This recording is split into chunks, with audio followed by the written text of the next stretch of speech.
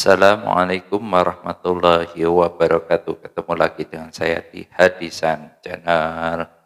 Oke ya, teman-teman, hari ini kita akan mencoba membahas modul BPG, terutama untuk BPG Guru MI, ya. Jadi BPG Guru MI, di mana yang KB1 isinya tentang bilangan dan aljabar. Nanti akan kita bahas di semua KB, ya. Oke, langsung saja kita mulai dari pertanyaannya. Di KB tersebut itu ada 5 pertanyaan. KB1 ya, eh, kurang lebih pertanyaannya seperti ini.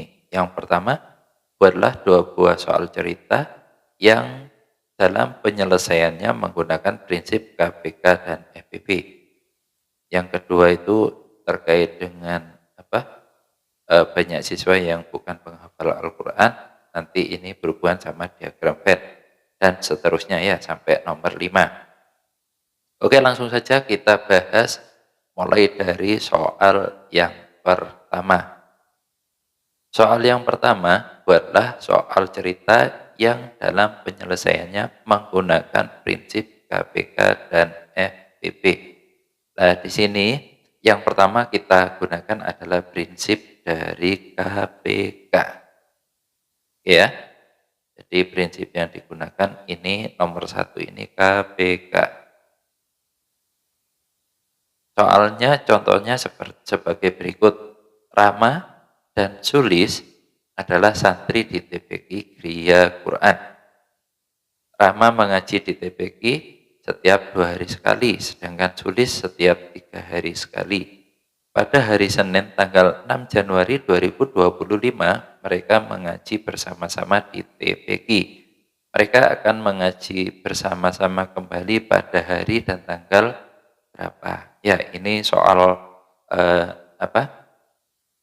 soal yang mengacu ke KPK, di mana yang pertama itu miliknya Rama adalah 2 hari sekali, ya, saya blok. Sedangkan miliknya Sulis itu ngajinya itu 3 hari sekali. Oke, langsung saja ya, kita tulisi Rama. Berarti kita ambil kelipatan dari 2 hari sekali. Berarti 2, 4, 6, 8, 10, 12, berapa lagi? 15, dan seterusnya. Sedangkan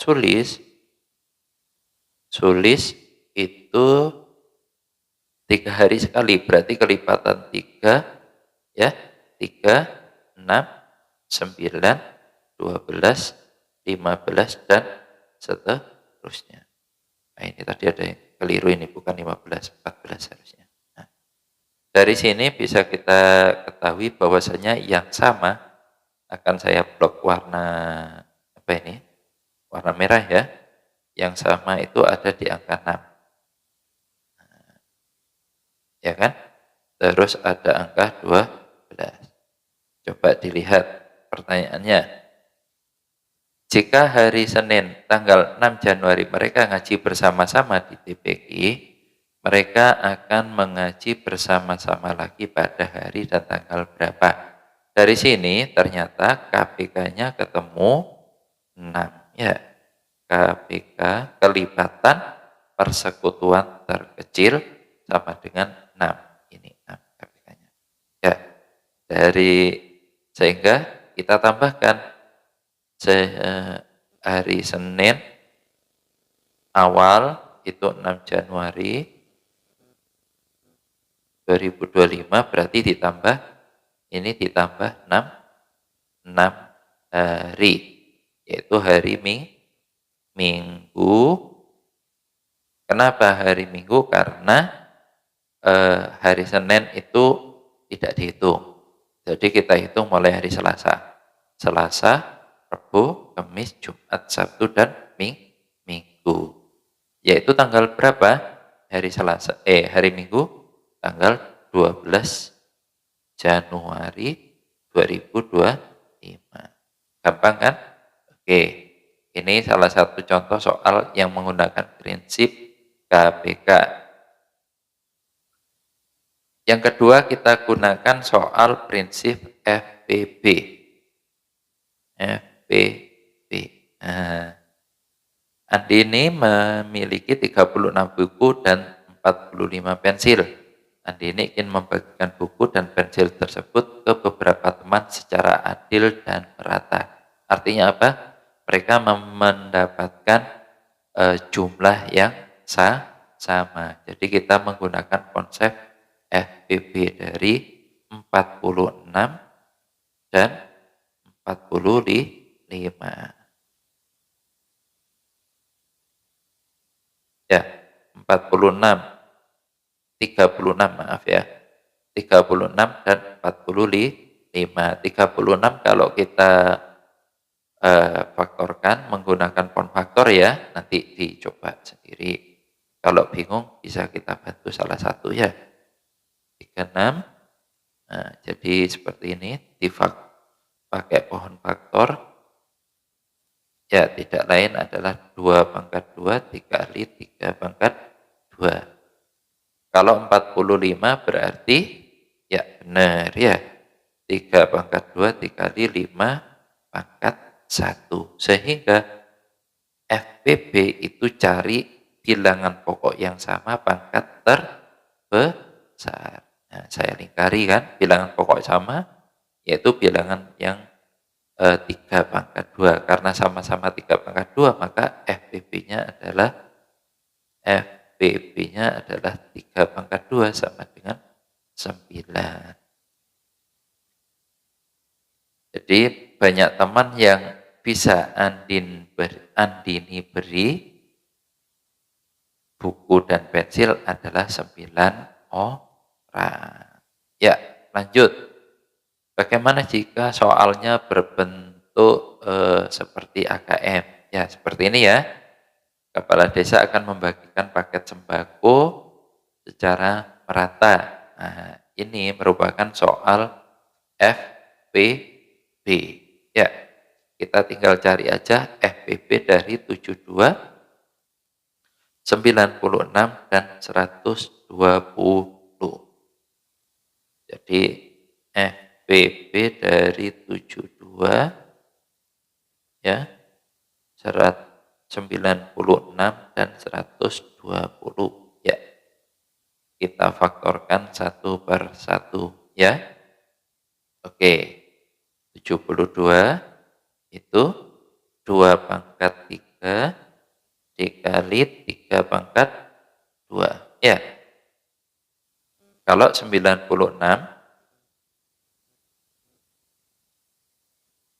2 pangkat berapa ini? 2 pangkat 5 kayaknya. 2 pangkat 5 kali 3 ya. Kalau 120 itu berapa yuk? 120. 2 pangkat 3 dikali 5 dikali berapa? 3. Nah, dari sini untuk mencari FPB-nya cari bilangan pokok yang sama. Bilangan pokok yang sama saya lingkari ya. Nah, ini sama. Ini juga sama ya, tapi karena FPB berarti dicari pangkat yang terkecil. Ya. Oke. Kira-kira ketemu berapa?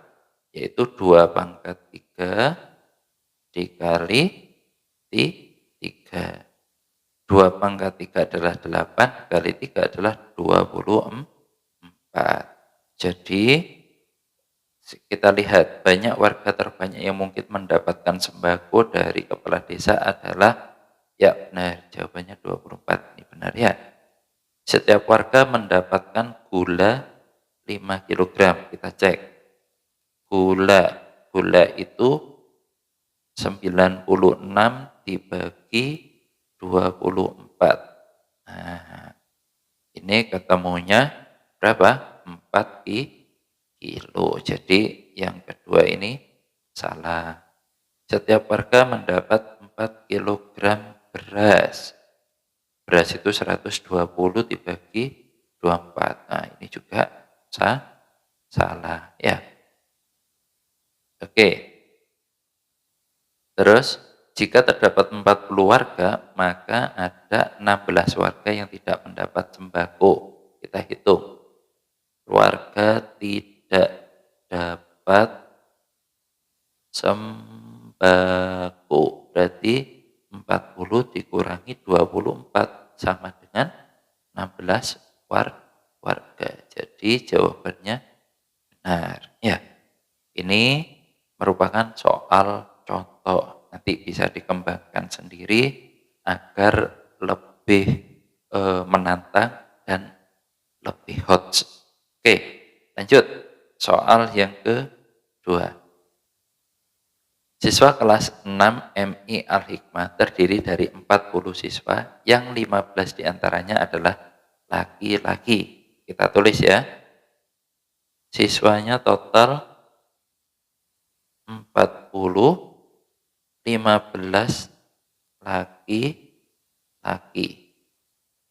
Di antara siswa laki-laki tersebut, 7 siswa merupakan penghafal Al-Quran. Berarti 7 hafal. Berarti dari sini yang tidak hafal ada 8 tidak hafal.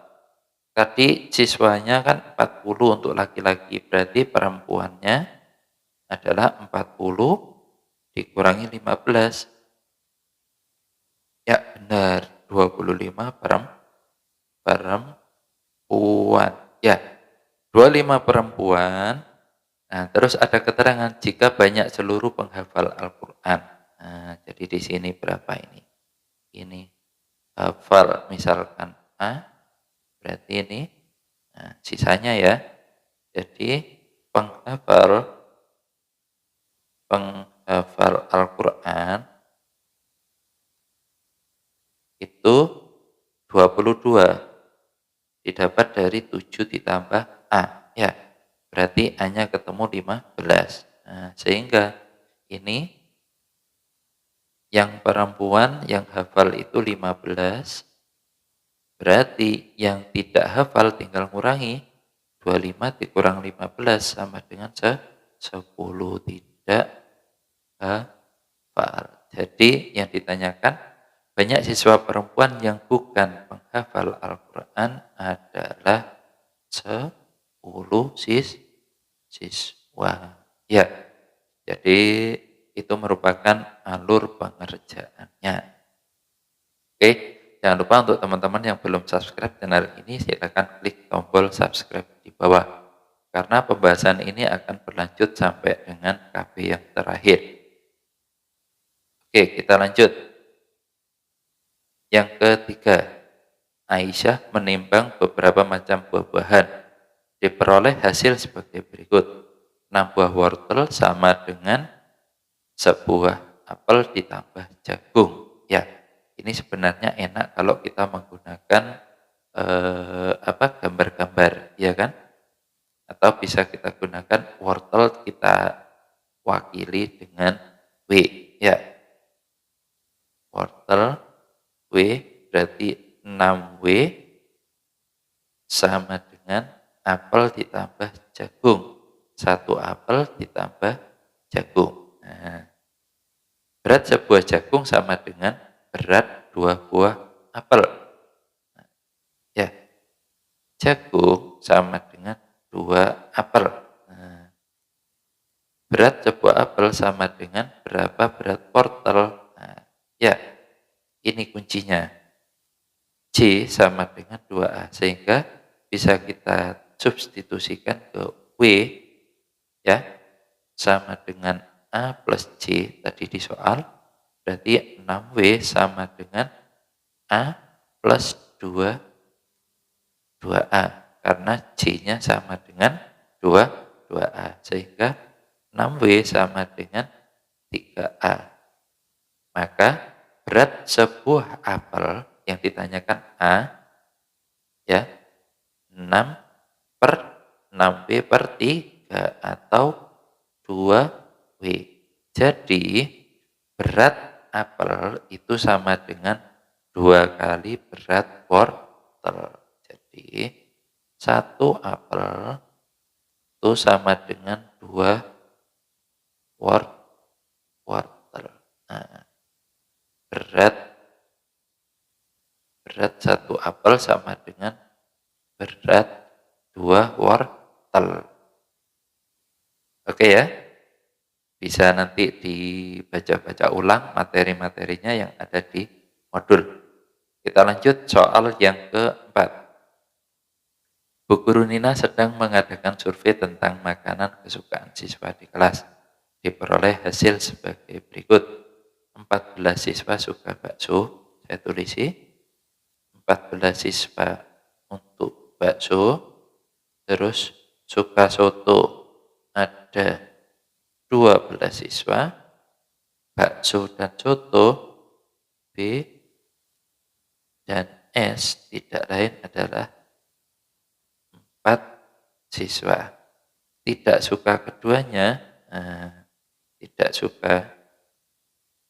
suka itu tidak lain adalah 3. Jadi ini kita diminta untuk membuat diagram Venn, ya, menghitung dengan menggunakan diagram Venn. Agar apa? Agar nanti ketahuan berapakah siswa yang tidak suka, berapa siswa di kelas Bu Nina, ya. Jadi kita tuliskan, dari mana ngitungnya? Dari sini. Nah, kalau ini bakso, ini soto, maka yang kita hitung pertama itu ada di tengah-tengah irisan dari bakso dan soto. Ini 3. Ya. Sehingga bakso saja kan 14, berarti di sini 14 dikurangi 4, yang di sini 12 dikurangi berapa? Kurangi 4, ya. Ini sama dengan 10, ini sama dengan 8. Jadi total siswa Bu Nina itu tidak lain adalah 10 ditambah 4 ditambah 8 ditambah 3 sama dengan berapa? Ya, benar ya. 10 tambah 4 itu 14. 14 ditambah 11 itu 25 siswa. Oke, benar kan? Bagus. Yuk, bisa kita lanjutkan untuk soal yang kelima. Berikan pendapat bagaimana cara mengintegrasikan muatan moderasi beragama dalam pembelajaran matematika pada materi bilangan. Nah, bisa kita gunakan studi kasus matematika dalam kehidupan beragama ya, teman-teman. Jadi biasanya kita kan materi bilangan itu bisa kita integrasikan kepada menghitung zakat, terus pembagian harta waris ya. Jadi masing-masing ada bagiannya, misalkan seorang ibu, seorang ayah meninggalkan ibu dan 1 anaknya, itu berapa hitungannya itu sudah ada ya. Selain itu kita juga bisa menggunakan perhitungan kalender Hijriah. Misalkan itu. Di sini mengajarkan bahwa agama dan ilmu pengetahuan bisa berjalan seiring dan saling mendukung.